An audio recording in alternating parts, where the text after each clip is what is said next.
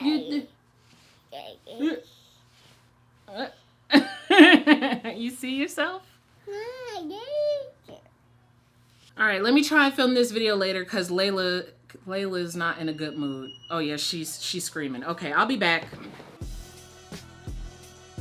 All right, Layla is down for a nap, and thank you once again for tuning into GH Talk. I hope you all are having a great weekend thus far. By the time I post this video, it'll be Monday. So on this week's General Hospital, Oscar's cancer has already been exposed. The fastest secret to be exposed. Once Kim opened her mouth to PC residents, she never stood a chance. Drew quickly told Sam and forgot to mention it to Kim. Then Elizabeth quickly gave up the information to Franco. Wasn't she too ready to share that secret? I mean, she even put Kim on notice because she was ready. A few weeks back, GH fans were saying that Elizabeth has to honor the oath as a nurse, not to, give out confidential information in regards to patients. I guess maybe she gets away with it because of a technicality, being friends with Kim. Quick question, what voicemail service does Drew have? Franco was leaving a message for at least 2 minutes. I'm usually cut off after 10 seconds. Cameron comes in the house overhearing him from the kitchen, and of course he heads upstairs without cutting off the computer. I'm not sure exactly how long Kim has kept this secret, but within 3 days in the soap world, Elizabeth's whole household knows this woman's business. I'm actually glad that Franco knows because he quickly reached out to Drew and offered him support. He listened to this man talk about it, even giving his take and advice on it. Sam did offer Drew to be the one he could lean on throughout this process, but he turned her down. I understand why, because their breakup is still very recent and their divorce was just finalized like 2 months ago. On top of that, he still has Jason's memories and his own of them being together. He probably needs more time to heal from all of that. Drew really does have a good support system. I mean, Kim, Franco, Liz,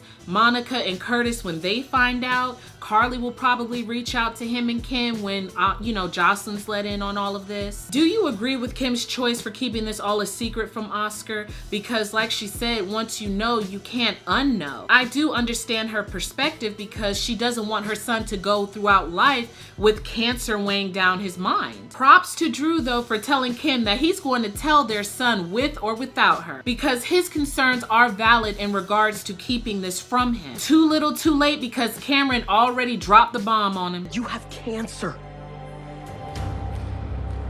I really do wish ABC would have played old episodes featuring Ryan Chamberlain during the 4-day break. Some other GH fans expressed the same thing. Ryan's time in Port Charles is a part of GH history that I'm not too familiar with. However, I did find a playlist on YouTube that I definitely will be watching. With that being said, I do find Ryan to be entertaining. His talk and engagement with Franco about the past and going forward into the future was very good. I do wonder if the writers made a mistake from Monday into Tuesday's episode, because at the end of Mondays, Lucy showed up at Kevin's office and, Ryan was there.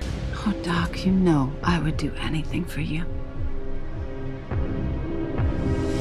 But then Tuesdays, at the start of it, they just kind of ran into each other at the Metro Court.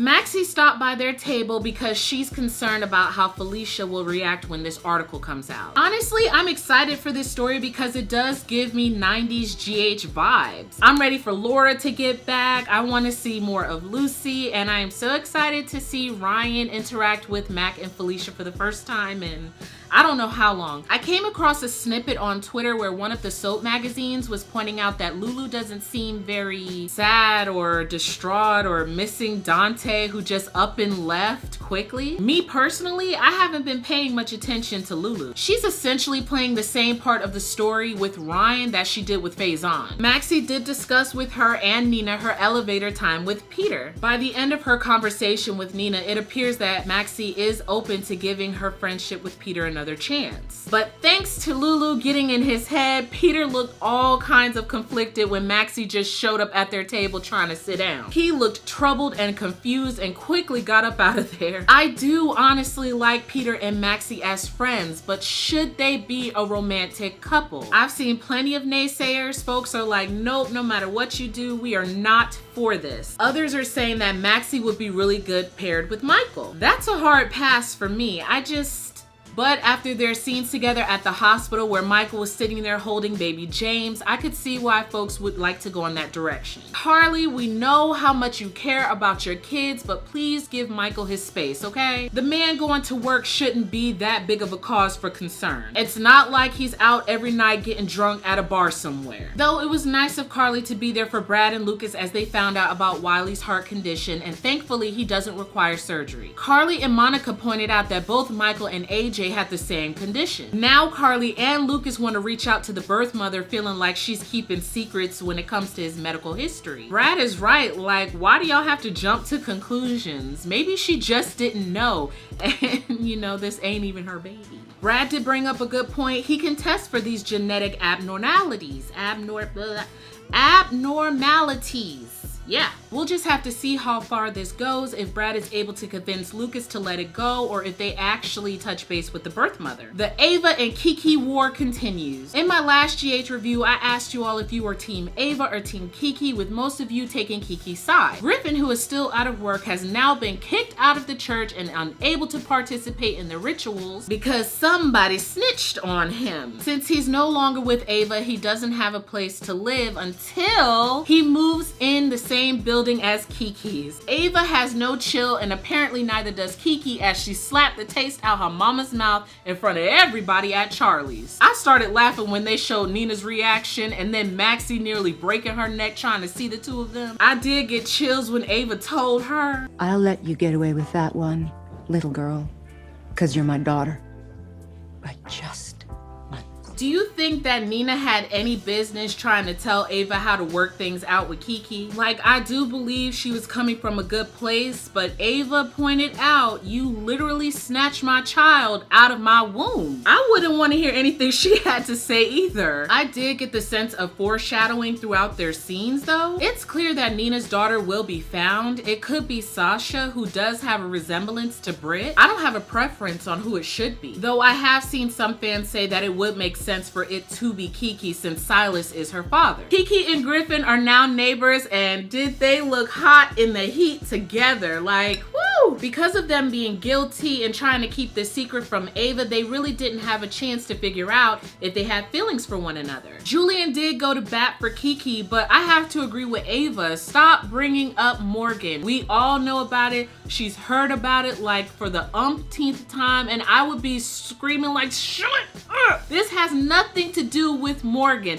This is a completely different situation. Oh, even though they do parallel, and even though they are very similar, that doesn't mean that Ava doesn't have the right to be angry and that she isn't owed an apology. It doesn't mean that it's not Kiki's turn to kiss her mama's ass, just like Ava had to kiss her ass for I don't know how long for them to be on good terms again. Sadly, when Ava decides to make amends with her daughter because she is more important than the man between them, she shows up and finds that Griffin is standing right there in that apartment. Ava did not hold her punches when it came to the two of them because they were both coming for her neck. Finally, Kiki shut the door in her face, and Ava said, nope, she is now an enemy, honey, just like anybody else. Anna and Finn were at the Metro Court waiting to have dinner with Chase, and who shows up but Finn's dad? Finn thought he was set up by the two of them, and they were like, nah, but I am here for a reason, son. Now it is up to Finn to help his father because he is the only one who is really good at what he does. And I mean, what is Finn supposed to do? I mean, Chase looked like he was about to read him the riot act if he said no. Finally, this is happening because I do want to know what the root cause of their issues are. Robin and Jason spent time together, and she pointed out that it's not fair that he doesn't get to have his justice against Peter. Clearly, Jason's over it, but he's not over the fact that Sam almost married Patrick. It's all kinds of wrong on a million different levels. Do you want to grab dinner and